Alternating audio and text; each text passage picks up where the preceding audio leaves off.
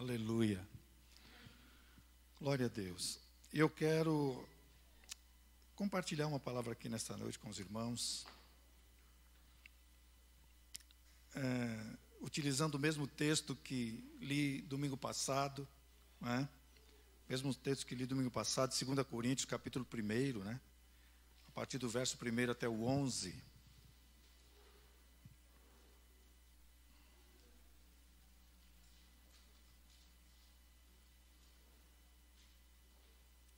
Primeira Coríntios, capítulo 1, do verso 1 até o 11. Digo, 2 Coríntios. Se eu falei primeiro, me perdoe. Aleluia.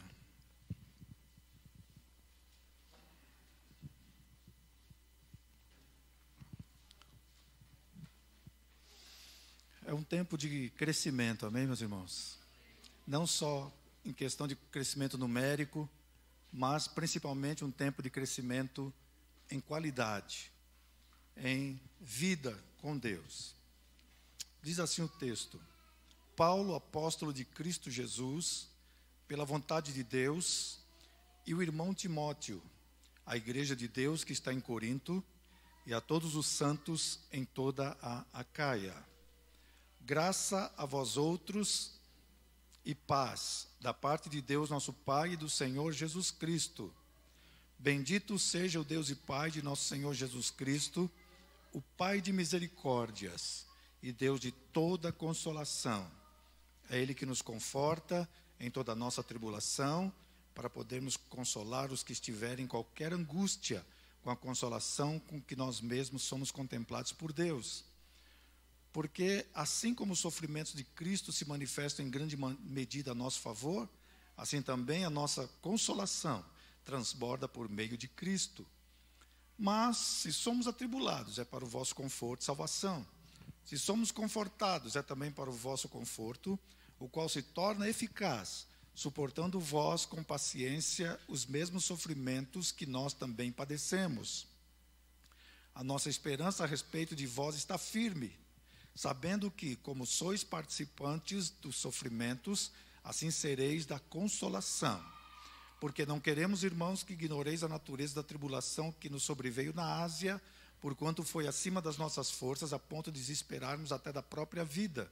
Contudo, já em nós mesmos tivemos a sentença de morte, para que não confiemos em nós, e sim no Deus que ressuscita os mortos, o qual nos livrou e livrará de tão grande morte, em quem temos esperado que ainda continuará a livrar-nos, ajudando-nos também vós com as vossas orações a nosso favor, para que por muitos sejam dadas graças ao nosso respeito, pelo benefício que nos foi concedido por meio de muitos. Todos podem dizer amém? Feche seus olhos por uns momentos. Pai Celestial, nós te adoramos, nós te louvamos, engrandecemos o teu nome, porque o Senhor é bom. O Senhor é bom, a sua justiça está sobre nós, que é Cristo, a justiça de Cristo está sobre nós. E nesta noite, Senhor, nós queremos ser alimentados pela tua palavra. Traz-nos revelação, Senhor. Nós precisamos entender profundamente as coisas que o Senhor quer das nossas vidas, Pai. No nome santo do Senhor Jesus, Pai. Este culto é para louvor do teu nome. Nós queremos sair daqui cheios do Senhor, em nome de Jesus. Amém? Então eu dei um tema aqui, encorajados para encorajar. Encorajados para encorajar. Aleluia. Vocês podem reparar que a Bíblia, ela mostra a igreja através de muitos símbolos. Muitos símbolos. Os escritores bíblicos, principalmente Paulo, usam muitos símbolos para representar a igreja. Por exemplo, em algum momento ela é representada como família. É isto? Família. Em outro momento ela é um rebanho. A igreja é um rebanho, porque somos ovelhas. É uma família porque somos família de Deus. Em algum momento nós temos que nos comportar como um exército. Tem momentos que temos que comportar como família, Tem momentos que temos que comportar como exército, como rebanho. Tem momentos que temos que comportar como exército. E tem momentos que somos representados e temos que nos comportar como uma lavoura, como uma imensa lavoura. Amém? Somos uma lavoura. Cada um aqui é uma árvore frutífera. É verdade que nessa lavoura, no meio desta plantação, crescem muitas ervas daninhas. E Deus precisa de vez em quando fazer uma carpinada.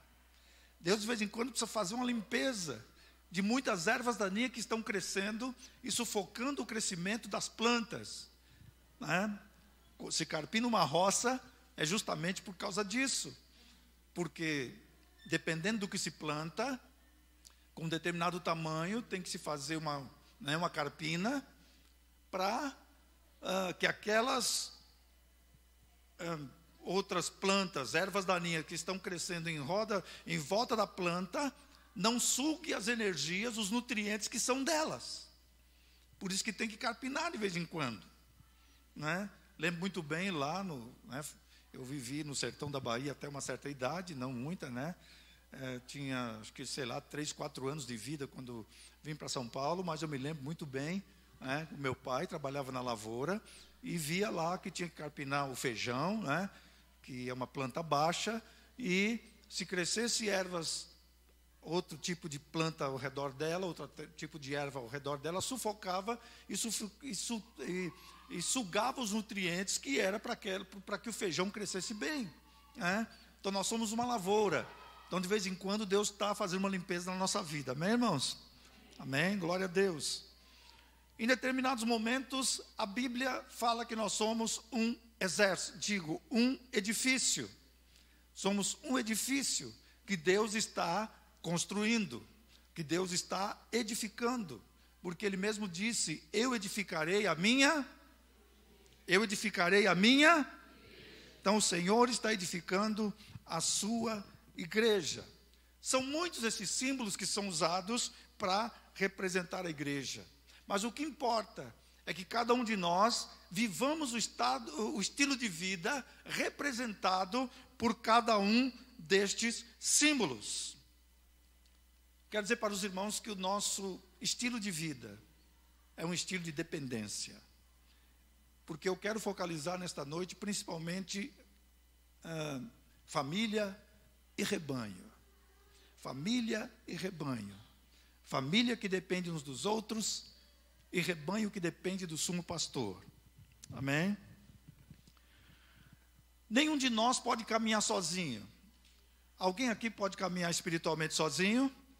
Eu não posso caminhar espiritualmente sozinho, eu não sobreviveria sozinho. Sabe por quê, gente? Nós estamos num processo de formação. Estamos num processo de formação de Cristo em nós. Diga: Cristo está sendo formado em mim. Amém? Romanos 8, versículos 28 e 29, é claro quando diz isto, que nós estamos sendo transformados à semelhança de Jesus. Estamos sendo transformados cada dia. É um processo. E nesse processo, nós precisamos de encorajamento. Gálatas capítulo 4, versículo 19. O apóstolo Paulo também fala que nós estamos sendo formados. Vocês lembram quando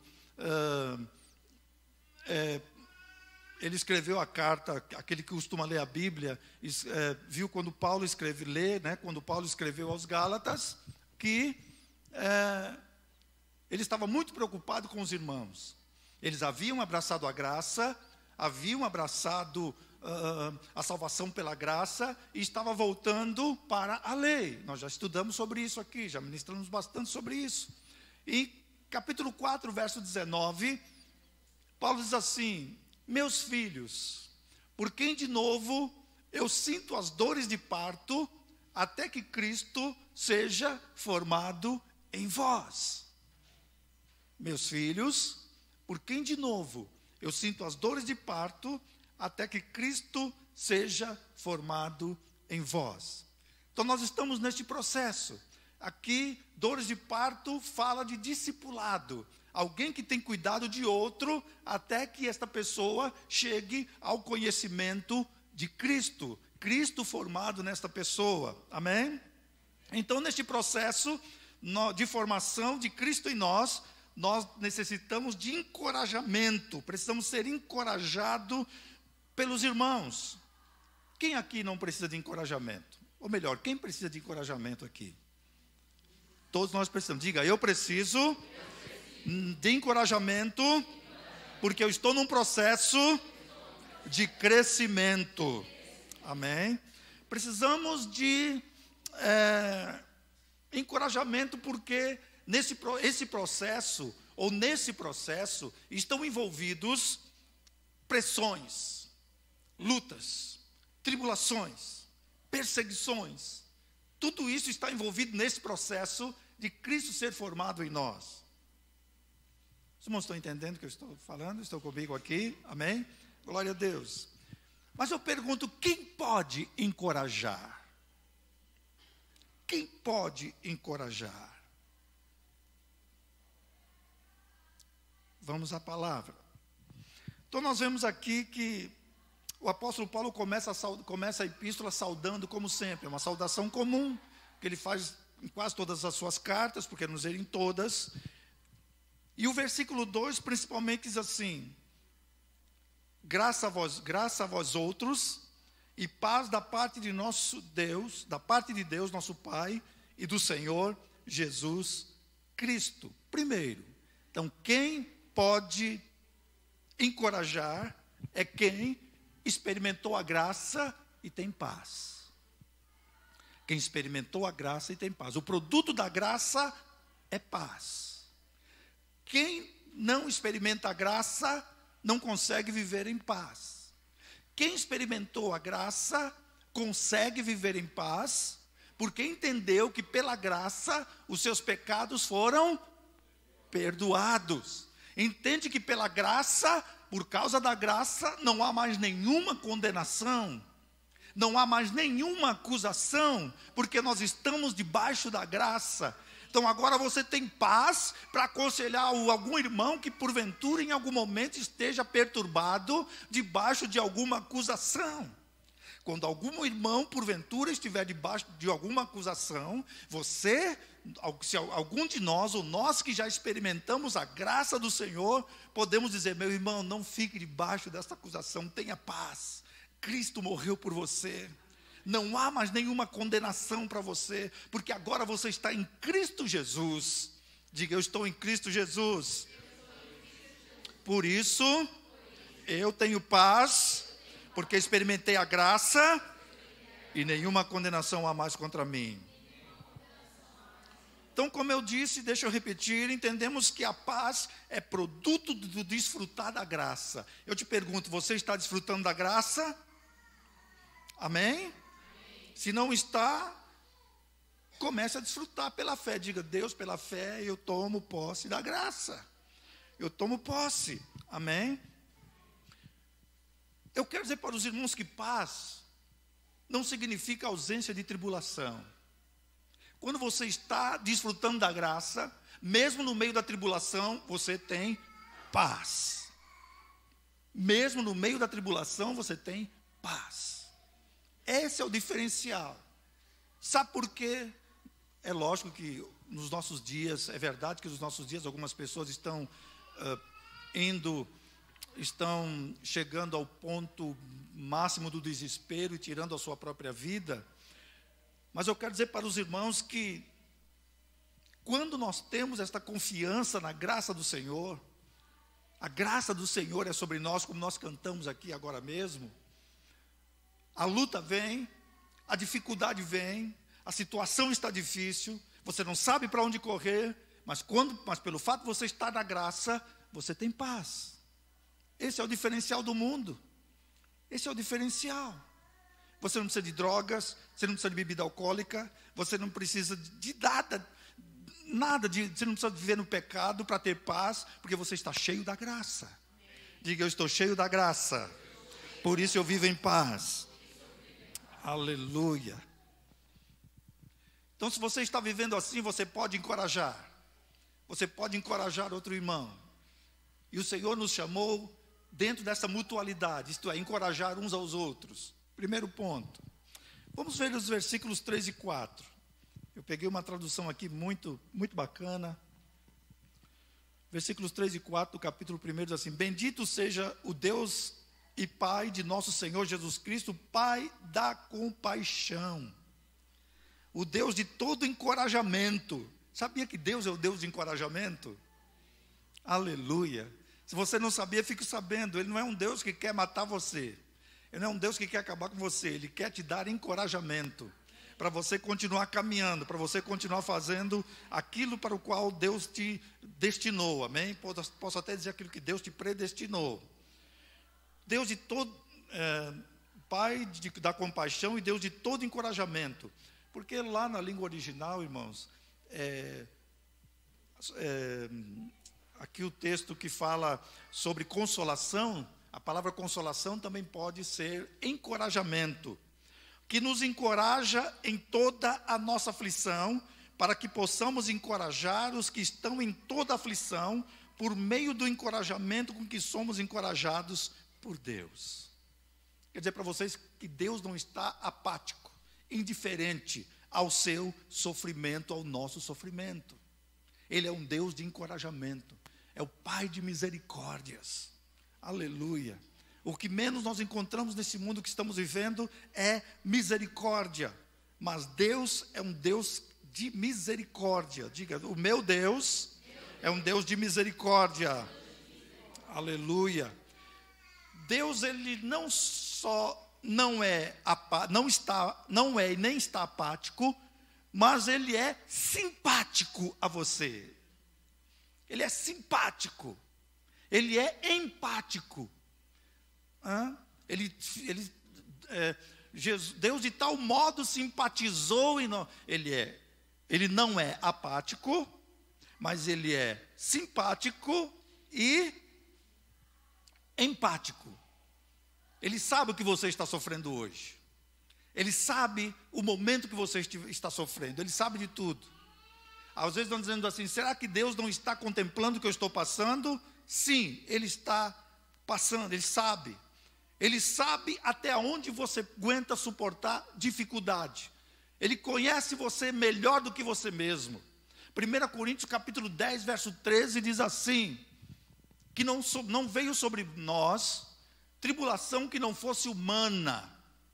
Amém? Mas Deus é fiel e nos dá. Não vos sobreveio tentação que não fosse humana, mas Deus é fiel e não permitirá que sejais tentados ou provados, pressionados além das vossas forças. Pelo contrário, junto com essa circunstância difícil, junto com esta provação, Ele provê livramento. Amém? Deus provê livramento, de sorte que a possais suportar. Às vezes nós costumamos dizer: Senhor, eu não estou suportando mais. Sabe quando é que dizemos que não estamos suportando mais? É quando nós estamos tentando vencer com as nossas próprias forças. É quando nós estamos tentando vencer na nossa própria inteligência. Aí nós podemos dizer que não estamos conseguindo passar pela provação. Mas veja bem, Deus é tão empático e simpático com você, comigo, que Ele não nos deixa ser tentados além das nossas forças. Eu tenho provado isso nesses 42 anos que sirvo a Jesus. Tenho provado isso. Que quando eu pensei que as coisas iam tudo por água abaixo, Deus veio e deu uma solução. Amém? Diga: Deus tem uma solução para a minha vida. Diga: Deus tem uma solução para a minha família. Deixa eu falar uma coisa aqui para os irmãos. Deus, Ele não nos tira da aflição. Deus não nos tira da aflição. Não. Se você está pedindo, Deus, me tira desse problema, me tira dessa aflição, está orando errado. Sabe por quê? Ele não te tira da aflição, Ele passa com você no meio da aflição. É assim que acontece, Ele passa com você. Vocês lembram de Sadraque, Mesaque e Abednego, lá do livro de Daniel? Estão lembrados do que aconteceu com eles? Aleluia. foram lançados na fornalha de fogo ardente, acrescida 7 vezes mais, não é? O Senhor lá, o anjo do Senhor, o quarto homem, se apresentou lá no meio. O Senhor não os livrou de ser jogados lá. O nome do Senhor só é glorificado, irmão, quando você sai do outro lado. Quando você sai do outro lado mais forte. Quando você sai do outro lado mais maduro. Conhecendo mais do Senhor e também conhecendo-se a si mesmo. Sabe por que muitas vezes nós oramos para que Deus nos tire do meio da aflição? Inclusive tem até um cântico aí antigo, não sei se é tira-me do vale, não é assim? Pedindo para tirar do vale. Não canta isso não, irmão. Fala assim, Jesus, passa comigo. O Salmo 23 diz assim, diz o quê? Ainda que eu...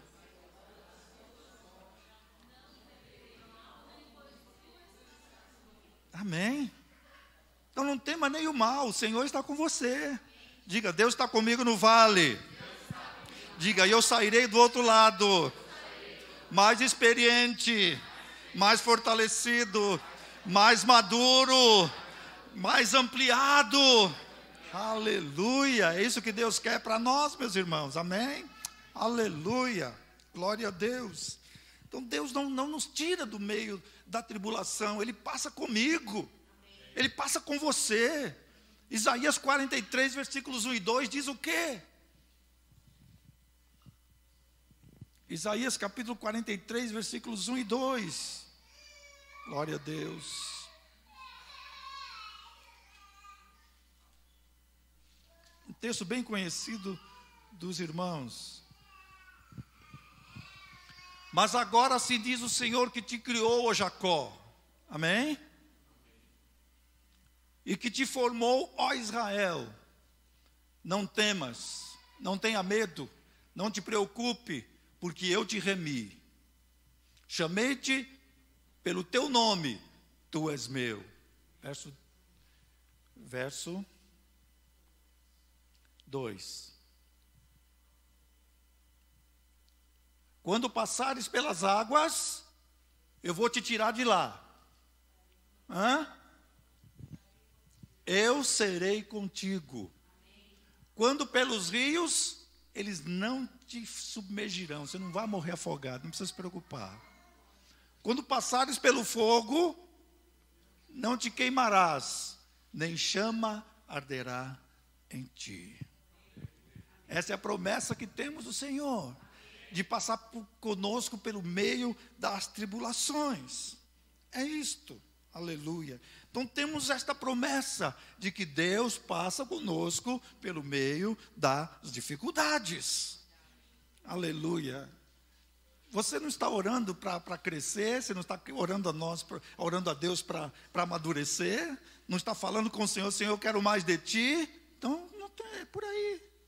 É por aí, então não fuja não, por favor.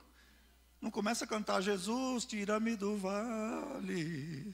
Não, diga, Senhor, vem cá, passa comigo no vale. Passa comigo pela chama, passa comigo pelo fogo. Aleluia. Aleluia. Esses dias os irmãos estão gostando muito de praia, né? Assim, é tempo de praia, é tempo de queimar, né, Jorge? Tempo de torrar, é tempo de... Enfim. Né? Aleluia. Se possível, o povo ficaria aí, né? Parecendo um carvãozinho. Mas quando se fala em passar na fornalha da aflição, todo mundo corre. Todo mundo corre. Mas afinal de contas, eu quero dizer para os irmãos, quem é que gosta de sofrer aqui? Eu não gosto de sofrer, irmão. Não gosto de sofrer. Se você gosta, desculpa, você é masoquista. Não gosto de sofrer. Mas o sofrimento ele é terapêutico, irmãos, não adianta. É o que nos aproxima de Deus. É o que nos leva mais para perto do Senhor. É o que nos faz falar com a rocha. É o que nos faz subtrair coisas grandiosas de Deus. É que nos faz sair do outro lado mais amadurecidos, tendo uma visão mais ampla de nós mesmos. Sabe por que muitos querem ser tirados do vale, querem ser tirados da fornalha? É porque eles não querem se enxergar também. Porque é no meio da provação que você se enxerga. É no meio da luta que você se vê. É no meio da luta que você se vê. Você vê nós nos vemos, perdoe minha expressão, mas foi essa que eu encontrei agora. Nós vemos quão medíocre nós somos. Vemos quão frágeis de nós mesmos nós somos, como nós somos cheios de nós mesmos, como nós temos um ego desse tamanho, que meu braço não alcança para dizer que tamanho que é, mas vamos lá. Então, a tribulação, ela ela faz enxergar a nossa pequenez. Aí nós vamos para o Senhor. A tribulação nos mostra que nós não temos domínio sobre todas as coisas, que nós não controlamos ninguém. Marido não controla a esposa não controla o marido, filhos não controlam pais não controlam filhos, né? Pastor não controla membros, ovelhas não controlam pastor, e por aí vai, ninguém controla ninguém. E vemos quanto nós precisamos de Deus. Diga, eu preciso de Deus. Aleluia. Somente aqueles que foram encorajados podem encorajar outros. E como é que eu sou encorajado? Quando é que eu sou encorajado? Quando eu estou passando pelo vale, pela dificuldade. No versículo 4, lá de 2 Coríntios, capítulo 1, Paulo diz assim: Paulo diz que encorajamos os que estão em aflição, por meio do encorajamento com o qual nós somos encorajados por Deus. Só podemos encorajar se um dia nós experimentamos o encorajamento. Só podemos consolar alguém se um dia nós experimentamos o consolo de Deus. Amém, irmãos? Nós temos que ser pessoas que somos experientes, que temos experiências com Deus. Temos experiências no meio da dificuldade. Temos experiência no meio da luta. Nós precisamos todos os dias experimentar o encorajamento de Deus. Eu disse aqui que íamos falar como rebanho, família e rebanho, não é verdade? Somos uma família, amém, irmãos? Comunidade Betânia é essencialmente uma família. Pelo menos tentamos nos comportar assim como família. Buscar de Deus esta realidade de nos comportar como família, de encorajar uns aos outros. E como família de Deus, cada um vem de uma cultura assim diferente, né? Eu sou nordestino, embora criado em São Paulo, sou nordestino, outros nasceram aqui no Tatuapé, outros nasceram ali no São Miguel Paulista, outros nasceram, não sei, sim, enfim, uns nasceram no Ceará, outros nasceram na Paraíba, né? Mas um dia Jesus nos achou e nos colocou todos nesse mesmo lugar, colocou dentro de nós o seu Espírito e disse assim: agora vocês são minha família, agora vocês são uma família, amém? E nessa família de vez em quando tem alguns que ficam desencorajados, tem alguns que querem parar, tem alguns que querem chutar tudo, mas eu quero dizer, irmãos, esse é tempo de encorajamento. Diga comigo, esse é tempo de encorajamento. Aleluia. Então nós só podemos encorajar os outros com o mesmo encorajamento que um dia nós experimentamos. De outra forma não tem como. Isso requer experiência. Requer experiência. Eu pastoreei uma igreja que um determinado grupo se converteu. E algumas pessoas queriam adquirir experiência com Deus em 3 meses. Ter toda a experiência com Deus em 3 meses. As pessoas começaram a ficar perturbadas da cabeça. Tinha algumas que subiam na laje e diziam: os anjos estão me chamando, os anjos estão me chamando. Outro começou a dizer que estava crescendo asa nas costas. Para você ver o que as pessoas não fazem com a palavra de Deus. Pessoas dizendo que estava querendo até voar já. As pessoas estavam até com medo, ficaram assim tão perturbadas, que estavam com medo até do barulho da água do chuveiro. Irmãos, para os irmãos terem uma ideia que como a religiosidade faz mal. A religiosidade faz mal. Mas o que eu quero dizer com isso? Que estas experiências nós adquirimos na caminhada do dia a dia. Nós crescemos no dia a dia, amém? Não é uma pílula que você toma e de uma hora para outra você se torna conhecedor de toda a realidade de Deus. Como eu disse, eu estou há 42 anos caminhando com o Senhor e cada dia eu levo uns Está vendo, seu besta? Pensava que sabia de tudo, você não sabe de nada. Eu falo, tá bem, Senhor, tá bem, não sei mesmo, não sei não, tá bom. Tem hora que até insisto, fala, não, Deus, eu sei sim, sei. Depois de 42 anos de crente, depois de 42 anos de crente, 34 anos de ministério, Senhor, será que eu não sei de nada, não? Aí Deus cria lá uma situação e fala, vamos ver, meu filho, sai sozinho. Sai sozinho. E eu tento daqui, tento dali, quanto mais eu tento com as minhas forças, mais o negócio fica esquisito. Você já viu a mosca na teia de aranha? Já viram a mosca na teia de aranha? Quanto mais ela se debate, mais ela fica aprisionada. Assim somos nós muitas vezes em determinadas situações. Ao invés de nós gritarmos logo e dizer, socorro, Jesus, vem cá, que eu estou numa situação difícil. Nós ficamos tentando. Mas aí chega uma hora que a graça de Deus se manifesta em nosso favor. Amém, irmãos? Então, irmãos, se nós nunca passamos por uma tribulação, se você nunca passou por um sofrimento, você não tem experiência. Você não tem como encorajar outros. Você não tem como falar coisas para a vida de outros, sabe? Quando nós não tivemos experiência, quando nós não passamos por momentos de dificuldade, as nossas palavras de encorajamento tornam-se vazias. Tornam-se palavras vazias. Porque o que dá força àquilo que falamos é aquilo que experimentamos. Aquilo que você experienciou, quando você vai falar para alguém, não adianta simplesmente, é como quando saímos do seminário. Quando nós saímos do seminário é beleza, né? Você sai de lá com a cabeça mil, né? Assim, Alessandro? Você sai de lá querendo mudar o mundo. Eu saí do seminário assim, querendo mudar o mundo. Saí de lá, falei, não, eu vou chegar na minha igreja, e aquele pastorzão, aquele pastor que está lá, ele vai ver como é que se fala coisa bonita. E na denominação a qual eu pertencia, quando eu cheguei lá, ele olhou para mim assim e falou assim, irmão Luiz, o senhor vai ficar ali na porta, ali tomando conta ali da porta. Tá bom. Vai ficar tomando conta da porta ali. Arrumando o tapete, toda hora que os irmãos passavam e chutavam o tapete, eu tinha que ir lá arrumar o tapete. E eu ficava olhando ele falar as palavras erradas. Ficava olhando ele falar as palavras erradas, ouvindo ele falar as palavras erradas. Mas ele era o homem que estava debaixo da unção de Deus. E sabe o que acontecia? A igreja crescia, as coisas aconteciam, porque ele estava firmado na experiência que ele tinha com Deus. Isso é o que importa. Aleluia. Então eu saí de lá assim, cheirando tinta.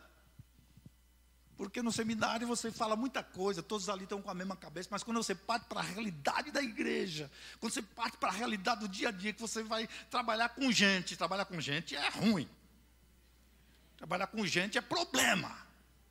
É só a graça de Deus, não é assim, meus irmãos? Que palavra esquisita nessa noite, né, irmãos? Mas vamos lá, né? Vamos lá. Isso é para nós aprendermos que presta atenção aqui, só podemos encorajar outros se nós passamos por experiências difíceis. Porque senão, como eu já disse, a nossa palavra é vazia. Agora já imaginou que você vai passar um cheque para mim, e eu fico muito alegre, você preenche aquele cheque com R$1 milhão, pastor, vou te dar um cheque aqui com R$1 milhão. Só que a sua conta está zero. Jorge? Sua conta está zero. Assim é quem quer encorajar, mas não tem experiência. Mas não passou por nada. Quando vem a tribulação, ele foge. Não quero esse negócio, não. Pode ser líder? Não quero, não, é muita tribulação. Mas eu quero dizer para você, é tribulação, mas é gostoso. É muito gostoso ser líder. Muito gostoso fazer aquilo que Deus manda. Amém? Muito maravilhoso. Então nós precisamos ter realidade espiritual. Realidade espiritual. E a realidade espiritual só vem através de experiências. Através de experiências com Deus, através de experiências com as circunstâncias. E veja bem, o apóstolo diz que As tribulações não são que, como eu posso dizer, elas não são tribulações que nós passamos pelo Senhor. São tribulações pelo fato de nós pertencermos ao Senhor. Nós cumprimos o restante das aflições de Cristo no nosso corpo, na vida da igreja, na vida de cada um de nós. Amém, meus irmãos? 1 Pedro capítulo 4, versículos 12 e 13 diz assim: meus irmãos, não estranheis a ardente prova que vem sobre vós para vos provar, que surge no meio de vós, destinado a provar-vos, como se alguma coisa extraordinária vos estivesse acontecendo. Às vezes nós falamos, mas Deus, por que isso? Por que essa luta? Por quê? Por quê? Por quê? Por quê? Por quê? Deus pode até responder, Deus responde. Eu já falei aqui, se perguntar, Deus responde. Aí Deus vai dizer, tudo bem, meu filho, você quer saber? Eu quero que você se conheça. Sabe daquela área lá que... Não sei de área nenhuma não, Senhor. Então você vai ver. Não sei de área, mas então você vai ver. Isso vai proporcionar alguma coisa vir à tona. Alguma coisa vir. Vamos lá, verso 13. Pelo contrário, alegrai-vos. Alegrai-vos. Na medida em que sois coparticipantes. Coparticipantes significa participar juntos dos sofrimentos de Cristo, para que também na revelação de sua glória vos alegreis exultando. O grande problema, irmãos, nos nossos dias é que o discipulado que tem por aí é um discipulado muito fraco, que não evidencia essas coisas. E aí quando os crentes começam a passar por dificuldade, eles começam a reclamar. É um discipulado fraco, que não mostra a realidade da vida, que não mostra que nós passamos por dificuldades. Aí, além de não mostrar isso, não fala que a graça é o suprimento para passar por essas coisas. A graça é o suprimento de Deus para nós passarmos pelas tribulações. Porque eu disse antes que Deus não nos tira do meio da luta, do meio da aflição, Ele passa conosco. Ele passa com cada um de nós. Então, irmãos, não estranhe. Você está passando por alguma aflição, por uma dificuldade, não fique procurando culpado, vai para o Senhor. Vá para Deus, porque Ele vai falar com você. Ele vai mostrar coisas. Ele não vai mostrar coisas dos outros. Ele vai mostrar sua mesmo. Coisas que precisam ser trabalhadas dentro de mim. Coisas que precisam serem trabalhadas dentro de você. Aleluia. E essas experiências, no meio das lutas, no meio das tribulações, no meio das dificuldades, elas tornam-se o fundo para descontar aquele cheque, o capital espiritual, para que você possa, eu possa, nós possamos agora então encorajar outros. Irmão, você está passando por essa dificuldade. Não é quando você encontra o irmão e falar assim, irmão, eu estou numa luta grande. Qual é a luta, irmão? Eu perdi o emprego. Você, irmão, você não sabe nada, mas eu estou pior que você, viu? Não, não é isso. Você chegar, não, irmão. Um dia também eu perdi o meu emprego. Eu confiei no Senhor. Eu orei, sabe? Eu permaneci na fé. E quando eu pensei que não, o Senhor abriu a porta para mim. Eu estou com problema no meu ambiente de trabalho, estou com problema com minha esposa, com meu marido, com os meus filhos. Falar assim, irmão, acho que não tem jeito não, é melhor você divorciar desse homem. Esse homem aí, não sei não, acho melhor você divorciar dessa mulher. Tanto homem nesse mundo, você fica com esse trambolho aí, sai fora, meu filho, sai fora. Porque tem tanto homem no mundo, né? E muitos aí estão até desistindo de ser. Então não vamos, ainda bem que poucos entenderam, né? Aleluia. Mas quando nós passamos por essas dificuldades, nós temos capital, como eu já disse, temos condições de encorajar outras pessoas.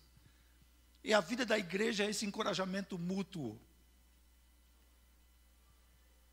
Amém, irmão? Vocês estão entendendo? Então assim nós somos encorajados, para encorajar outras pessoas. buscamos encorajamento em Deus. É lógico que Deus usa outras pessoas para nos encorajar também. Deus usa as pessoas. Vamos caminhar aqui já para o término. Aleluia. Aí no texto que lemos, fala que Paulo, junto com o companheiro que estava com ele, eles foram pressionados de tal forma que chegaram ao ponto de desesperar da vida. Domingo passado eu perguntei aqui, lembra da pergunta que eu fiz, se alguém aqui estava desesperado, se alguém tinha perdido, não me lembro a palavra que eu usei agora. Vamos lá, verso 5 diz assim: porque assim como os sofrimentos de Cristo se manifestam em grande maneira ao nosso favor, assim também a nossa consolação transborda por meio de Cristo. Há um sofrimento que é compartilhado por Cristo conosco. Filipenses capítulo 3, verso 10, o apóstolo Paulo queria conhecer o poder da ressurreição, conhecer a ressurreição de Cristo, o poder da ressurreição de Cristo. Filipenses capítulo 3, versículo 10. Diz lá, ele diz que, os versículos anteriores, ele diz que tudo que ele tinha recebido até então, tudo que ele tinha conhecido lá, antes dele conhecer Cristo, ele considerava como esterco, como adubo, para conhecer, porque ele queria conhecer a Cristo. Ele diz, para o conhecer e o poder da sua ressurreição e a comunhão dos seus sofrimentos, conformando-me com ele na sua morte. Então veja, nós não somente desfrutamos das bênçãos de Deus, na nossa caminhada, na formação de Cristo em nós também participamos dos sofrimentos de Cristo. Mas acima de tudo, nós também conhecemos o poder da sua ressurreição, que nós vamos falar um pouquinho aqui mais para frente. O versículo 8, porque não queremos que sejais ignorantes, irmãos, acerca da nossa aflição, que veio a nós na Ásia, que estávamos sobrecarregados, além de nosso poder, de modo que nos desesperamos até da própria vida. Aflição significa ato de prensar. Alguém já viu uma prensa aqui? Prensa? Pois é. Eu trabalhei uns 2 ou 3 meses numa metalúrgica, e tinha umas prensas lá que eu vou te falar, hein? Pegasse no dedo de alguém, pulverizava. Não sobrava nem para dizer que um dia existia um dedo. De tão tremenda que é. E quando eu comecei a ler isso aqui, eu comecei a pensar naquela prensa. Então, muitas vezes nós nos vemos assim, imprensados, prensados, sob muita pressão, sob muita dificuldade, e não vemos saída. E os discípulos, os apóstolos aqui estavam assim, debaixo de uma pressão muito grande, estavam sobrecarregados, era algo além do poder que eles podiam suportar. Amém? O poder natural não podia suportar aquela aflição. Eles desesperaram da vida. Sabe o que eles concluíram? Não temos mais esperança. Você já chegou a pensar assim alguma vez? Senhor, não tem mais esperança. Não sei mais o que fazer. Não sei. Eu não sei. Você deita e fica olhando para cima. Senhor, eu não sei o que fazer. Se vira para a esquerda, eu digo para a direita. Senhor, não sei o que fazer. Se vira para a esquerda, eu não sei o que fazer. Amanhã chega o carneiro, não sei de onde. Amanhã chega o boleto, não sei de onde. Depois da manhã chega a conta, não sei de onde. Eu não sei o que fazer. Eu não sei o que fazer. Desesperamos. Não temos para onde correr. Começamos a pensar em pessoas que poderiam nos ajudar a sair do buraco, a sair do sufoco. E parece que todas as portas se fecham, não é assim, irmãos? Tem hora que parece que tudo se fecha. Você olha para a esquerda, você olha para a direita, não vem ninguém oferecer nem um biscoito. Não oferecer nem uma bala de hortelã.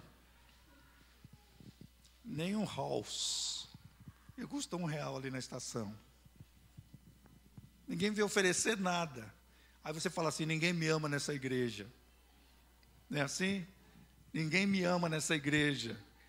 Só que pelo fato de nós estamos olhando para o natural, nós achamos que o culpado são os irmãos. Só que Deus está gritando no nosso ouvido, meu filho, vem para mim que eu tenho a resposta. Vem para mim que eu quero te falar alguma coisa. Vem para mim que eu quero falar alguma coisinha para você. Mas nós começamos a murmurar, está tudo errado aqui, ninguém me ama. Aí começa a acontecer aquilo que eu sempre falo, você está no meio da multidão, mas você está sozinho. Você até estica a mão para cumprimentar alguém, a pessoa fala e você fica lá com a mão estendida. Agora eu concluí que eu sou um Zé Mané, desculpa o Zé e os Mané aqui. Agora eu concluí que eu sou ninguém aqui nessa igreja. Chega em casa, mulher, eu fui cumprimentar o irmão, ele nem me viu. Eu virei, fiquei transparente na frente dele, virei uma holografia na frente dele. Passou e nem me viu. Nem me viu. Chego na igreja, aquela alegria das pessoas me cumprimentar, cadê? Não existe mais. O que está acontecendo, mulher? O jovem chega em casa, naquela igreja, eu sento lá no último banco, ninguém vem falar comigo. Ninguém vem conversar comigo, ninguém vai cumprimentar. Você precisa amadurecer. Você precisa enxergar precisa enxergar coisas mais profundas de Deus, amém? Aleluia. Eles já tinham a sentença de morte, já não sabiam mais o que fazer.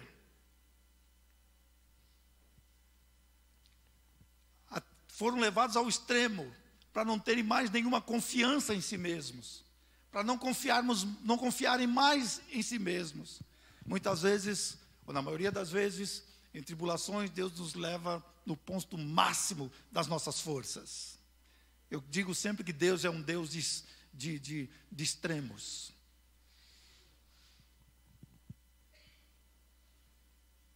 Quando então nós gritamos, Senhor, eu não aguento mais, eu não sei mais o que fazer, eu entrego. Muito bem, meu filho, então agora eu vou fazer do jeito que precisa ser feito com você e através da sua vida. Amém?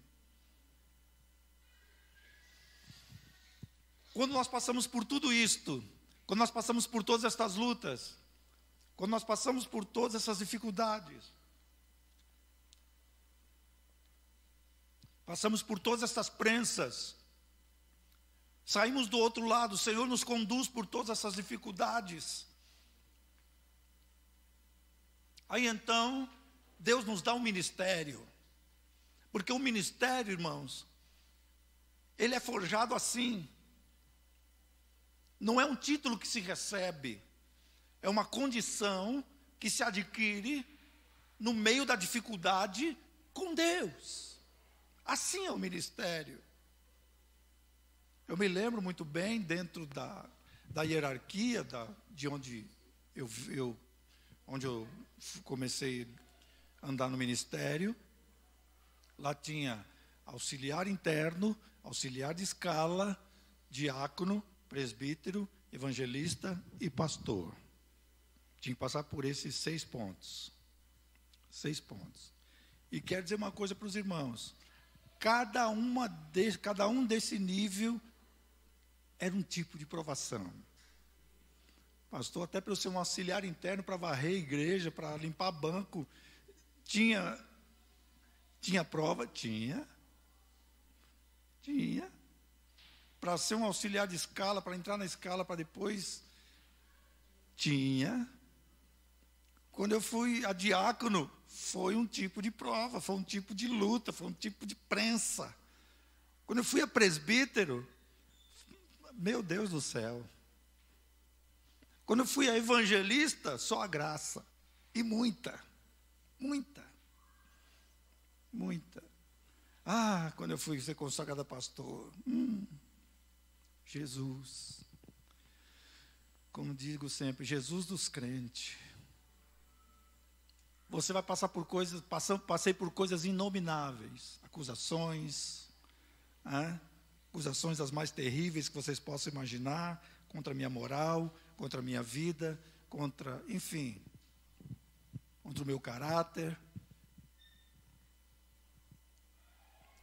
Mas se nós quisermos ministério, você que é líder de célula, esteja pronto para isso. Esteja pronto para isso. É na prensa, na morte do ego, é que o poder da ressurreição de Cristo se manifesta. E o nosso ministério é firmado no poder da ressurreição de Cristo. Amém, irmãos? Vocês estão entendendo? Amém? É isso que acontece. Às vezes nós achamos que o ministério é firmado em dons. O ministério não é formado em dons. Porque, veja, dons não exige caráter. Ministério exige caráter. E caráter é forjado no forno da aflição. Caráter é formado na dificuldade. Vejam bem, dons não exigem, por isso que muita gente fica confusa.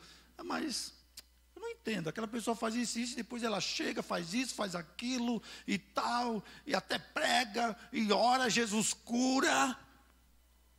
Porque dom não exige caráter, dom é coisa momentânea. Mas para estar aqui diante dos irmãos, eu tive que construir 42 anos, e dentro desses 42 anos eu tive que construir 34 de um ministério. Tive que construir 34 anos, vai completar em junho, dia 5 de junho. Então veja, o seu ministério, a sua liderança de célula, vai depender do seu caráter. E o caráter, ele é forjado assim. Na hora da acusação, na hora de alguém jogar coisa feia sobre você, você fica no seu lugar. É isto. Aleluia. Você fica no seu lugar. Você não vai se estribar, não vai se defender, não vai falar nada, deixa. Porque Deus é aquele que vindica sobre você. Deus é aquele que vindica, é aquele que traz à tona quem você é. Amém? Ministério não é uma questão daquilo que fazemos, aí eu vou fazer. Não, ministério é uma questão da vida de Deus. Uma questão de vida, caráter e vida. Diga, ministério é uma questão de caráter e vida. Então, todos os dias nós precisamos viver esta realidade. Estas coisas que nos conduzem a uma maturidade mais profunda, a um discipulado mais profundo. A subtrair de Deus, na intimidade com Ele, o conhecimento e a sabedoria para fazermos a vontade do Senhor. É importante que eu e você todo dia experimentemos a cruz. Diga, eu preciso todos os dias experimentar a cruz. Vamos lá de novo. Eu preciso todos os dias experimentar a cruz. Diga, porque a cruz mata o meu ego, minha vontade própria, e estabelece a vontade de Deus. Então, irmão, só quando o ego morre é que pode haver a vida de ressurreição. Só quando o ego morre é que pode haver a vida de ressurreição. Vocês estão compreendendo o que eu estou falando? Estão entendendo? Aleluia. Você quer ser líder? Você da comunidade Betânia quer ser líder, mas não quer pagar o preço. Qualquer coisinha você já quer. Qualquer coisinha você já está. Não, para. Aleluia. E esta é uma palavra de encorajamento, se você não sabe, entendeu? É uma palavra de encorajamento. Porque se você ainda não é, e um dia for, você passará por todas estas coisas e você vai se lembrar disso. Aí na sua célula, quando você se reunir com os irmãos, e os irmãos começar a compartilhar suas dores, começar a compartilhar suas dificuldades, começar a compartilhar os seus problemas, você já passou por isso. Eles, não, irmão, Deus dá vitória, irmão, confia. Deus da vitória, confia no Senhor. Amém? Deus da vitória, Deus faz. Glória a Deus, em todos os sentidos.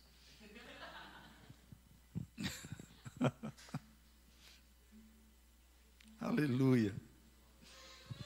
É isso que nós precisamos ter real em nosso coração, em nossa vida. Aleluia. Nós vivemos pela vida da ressurreição. A vida de ressurreição tem que ser um estilo de vida para nós. A ressurreição tem que ser um estilo de vida. Todos os dias nós desfrutarmos disso. Porque a vida de ressurreição, o poder da ressurreição de Cristo deve ser para nós o poder, tem que ser para nós o poder para vencer o pecado, para vencer os vícios, para vencer a morte, para dizer não para as coisas do mundo. Quando eu estou cheio de Deus, a vida, o ego está neutralizado, a cruz está fazendo o seu trabalho em mim, e essa vida está fluindo, eu posso dizer não a certas coisas. Vamos colocar em pé, irmãos.